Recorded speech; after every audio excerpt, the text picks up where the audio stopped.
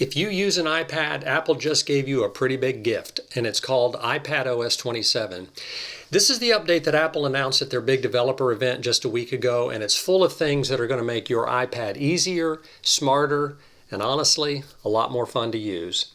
Today, I walk you through 7 specific features that I think iPad users are really going to love. Hi, my name is Rich and I make easy to follow videos on how to use your iPhone and iPad, without going nuts. And today's video is no exception. Like the last couple of videos I've made, this is all show and tell. I'm running developer beta 1 of iPadOS 27 on my iPad. Well, what does that mean? It means it's an early release of the iPad software not available to the public. So this isn't something you can update to today. However, public betas will probably be available in a few weeks, if you're brave enough to give it a go. If not, the public release should be sometime around in September, which will be here in about 15 minutes. In other words, it'll be here quickly. So just sit back and take in a few of these new features. iPadOS 27 has a slew of new features, fixes, and general polish. And while I can't begin to cover all of them in a single video, I do want to show you 7 features that are helpful right out of the gate. Now keep in mind, some of these features may or may not work. This is a beta release, but either way, you'll get to see what happens. And whether the feature works or not, you can rest assured it should be good to go by the time September rolls around. So in today's video, I'm going to show you the new Spotlight search with Siri AI, 3 new features added to the Photos app, the new Siri app and a glimpse at how it works, AirDrop improvements, which is really cool, menu bar fix, which is super cool, password repair magic, and it is magic, and then how to create your own wallpapers. Okay, let's get started.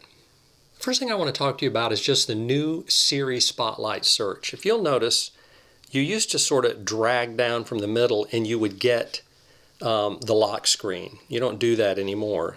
You get Siri when you do that.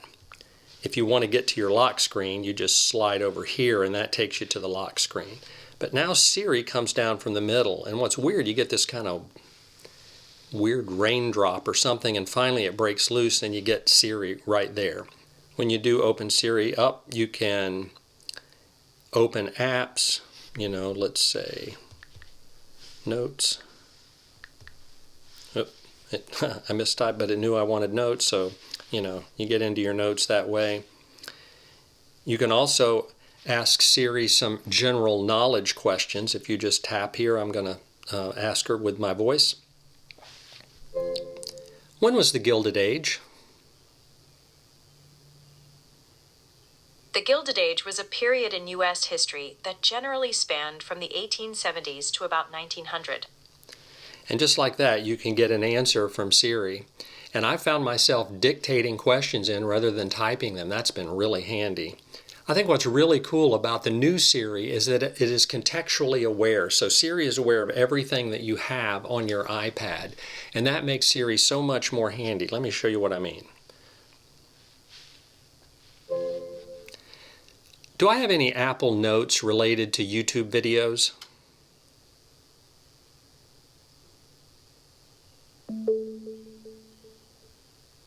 I found several notes related to YouTube videos, including scripts and planning documents for your content. Is that all the notes?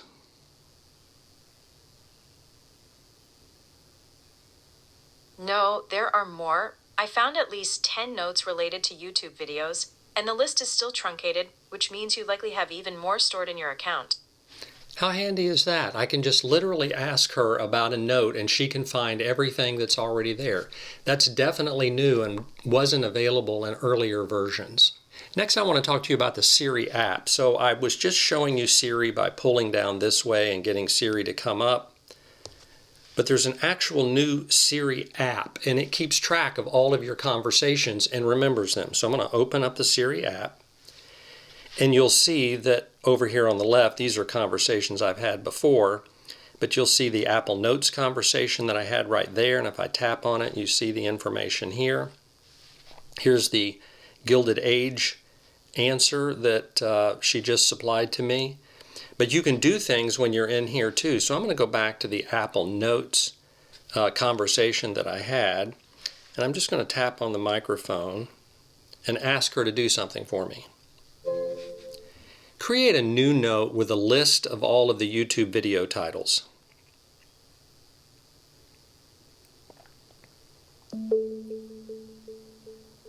I've created a new note titled YouTube Video Titles with a list of 18 videos found in your notes. And now if I just go over to the Notes app, let's see if it's in here. Here we go, YouTube Video Titles. And she's made a list just like I asked her to do. Now I could have gone and done that and typed that all up just like that, but that was done in just a matter of a few seconds. That is just amazing. And there's so much more that you can do with the Siri app with all of these conversations. You can continue conversations. I could just continue asking her more and more about these video titles, and she would give me an answer. Are there any videos related to widgets?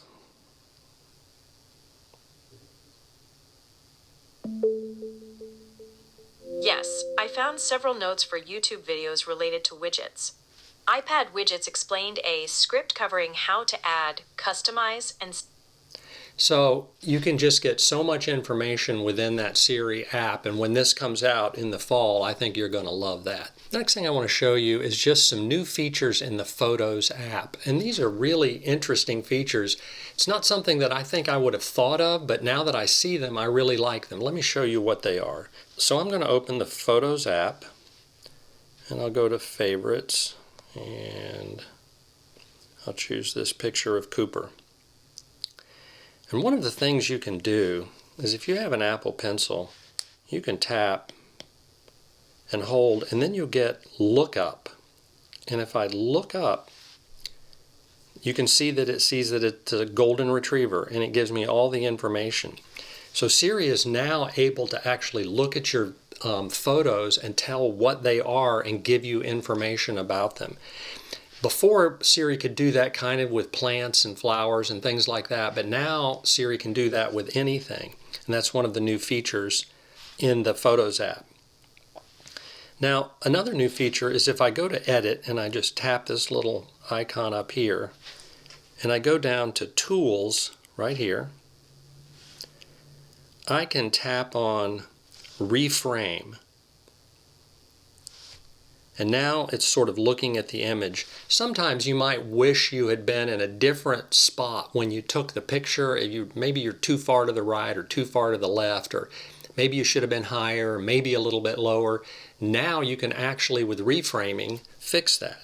So now watch as I drag Cooper around. See, I can make it so I'm looking at him head on, or maybe I'm looking down a little more, or maybe even to the left or to the right. You can sort of reframe that image just a little bit to get a different perspective and to fix it the way you want it to be. And that's just an incredibly powerful way to fix a photo that just needed a little bit of tweaking. Another thing you can do is extend the photo. So what that means is you can actually enlarge it and it'll create whatever it thinks the scene is. So let me show you what that is. I'm going to just tap on Extend.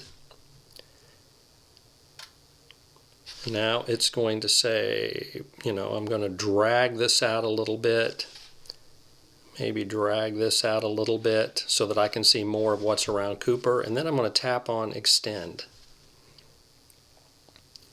And this can take a minute for it to do it. I've got an M3 iPad Air here, and just like that, it's created actually correct information. That's what's in my yard, and of course that's what Cooper would have looked like if I had backed out and hadn't zoomed in quite so much. So it will actually create more area around your photograph with the Extend feature. Really, really handy if you'd wish that you had done something a little bit different when you took the shot. Next thing I want to show you is just AirDrop improvements. AirDrop is the ability to take something on your iPad or your iPhone and then send it to somebody else's iPad or iPhone who are nearby.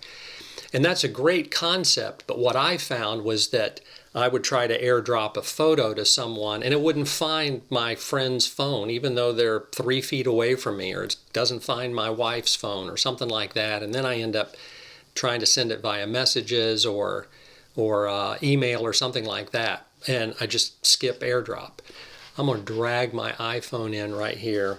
We'll go back to Photos. We'll go back to Cooper here. and I'm going to tap up here, and I'm going to just tap AirDrop, and it immediately sees my iPhone 17 right there. And if I tap on that,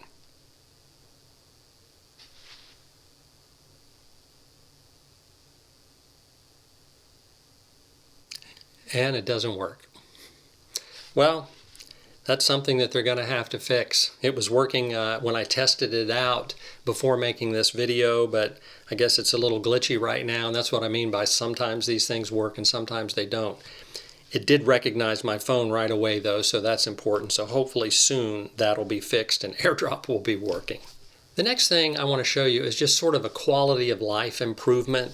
If you open an app, say like Reminders here, and they now have the word Reminders up here at the top, and if you tap on it, you can get the menu bar right there. Before you'd have to sort of pull down, and that was a bit of a problem because you'd maybe start to get to the lock screen or something like that. There were sort of some collisions going on. Now you can tap Reminders and it just shows up there. That's handy, but that's not the best way to do it. Again, if I open Reminders, you'll see that it didn't stay open even though I had tapped on it. But now there is a way to have the menu bar stay open, and if I tap on Settings and I go to Multitasking and Gestures and I go to Automatically Show and Hide Menu Bar, and if you'll notice there's no menu bar up here, but if I turn this off, the menu bar automatically shows up and it's going to stay on, which is what I want. I want that menu bar always present. So now if I close out of Settings and I open Reminders, the menu bar shows up. Same thing with, see the menu bar with Mail. Same thing with Messages. And that's just a handy little setting that you can change that will always allow the menu bar to show up. That's a good quality of life improvement. Next thing I want to show you is the Password Manager. Now, you may not know this, but there's a password app on your iPad and it keeps track of all of your passwords. And it's a pretty powerful little application, and they've just made it much, much better. So I'm going to open up the Passwords app. It wants me to use Touch ID. So this is a list of all of my passwords here. There's 282 passwords. I have no idea how I got 282 passwords. I guess I've signed up for stuff over time. But if you'll notice, I'm going to tap on Security, and it says there are 169 issues here, but there are 21 passwords that have been compromised. In the past, what you'd have to do is tap on each one of these, log into each individual account, and change your password. Very time consuming. Now, the Password app will just do that for you. If you tap on, here's Automatically Fix 21 Passwords, tap on Get Started, and then you just tap on Fix 21 Passwords, and it will actually go out, log into each one, change the password, and come back one at a time.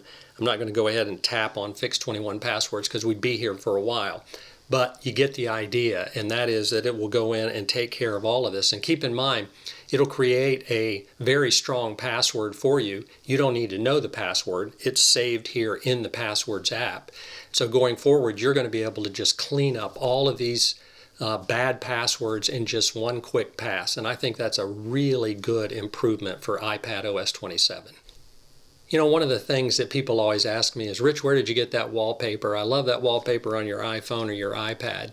You know, most of the time I get my wallpapers off the internet like everybody else. I just find them and download them or make a copy or something like that, and that's what you get. But now you can create your own wallpaper. If you go into Image Playground, and this is the icon for Image Playground, and I'm going to tap the plus up here, and I'm going to say create colorful wallpaper. And I'm going to make sure that it's in landscape mode. And now Image Playground will create a wallpaper that you can actually use on your iPad. Just like that. So if you wanted that kind of wallpaper, you could do it. That's pretty cool. Sometimes it doesn't create exactly what you're looking for. I wasn't really looking for an iPhone, but it created that. But the idea is you can go into Image Playground and create any kind of wallpaper you want and then use that as the wallpaper on your iPad. I'm just going to create a handful of wallpapers that I like. That's pretty cool. So what do you think of the new iPadOS 27? These features are going to be useful, at least for the way I use my iPad.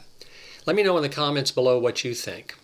Okay, that's it for today. Thanks so much for watching, and as always, I'll see you in the next video.